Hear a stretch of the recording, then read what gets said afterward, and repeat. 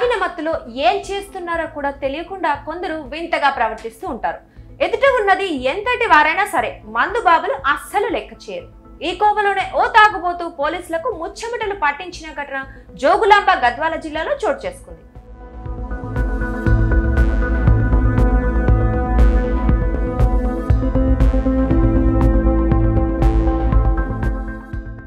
వివరాల్లోకి వెళ్తే ఎర్రవల్లి మండల పరిధిలోని ఒక డాబా దగ్గర సోమవారం తెల్లవారుజామున మద్యం మత్తులో ఓ వ్యక్తి రోడ్డుపైకి వచ్చి ట్రాఫిక్ అంతరాయం కలిగించాడు.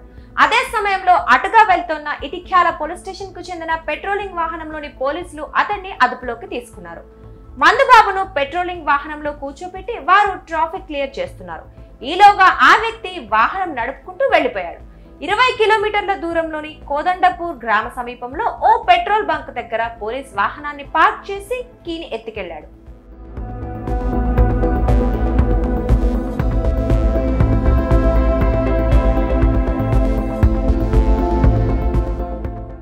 మరోవైపు ట్రాఫిక్ క్లియర్ చేసిన పోలీసులు పెట్రోలింగ్ వాహనం లేకపోవడంతో అవాక్కయ్యారు.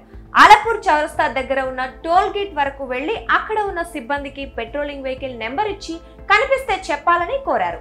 చివరకు కోదండపూర్ గ్రామ సమీపంలోని పెట్రోల్ బంక్ దగ్గర పెట్రోలింగ్ వెహికల్ ఉందని సమాచారం రావడంతో అక్కడికి వెళ్లి స్వాధీనం చేసుకున్నారు.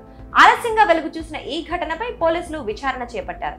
ఆ మందుబాబు కోసం చుట్టుపక్కల ప్రాంతాల్లో గాలిస్తున్నారు.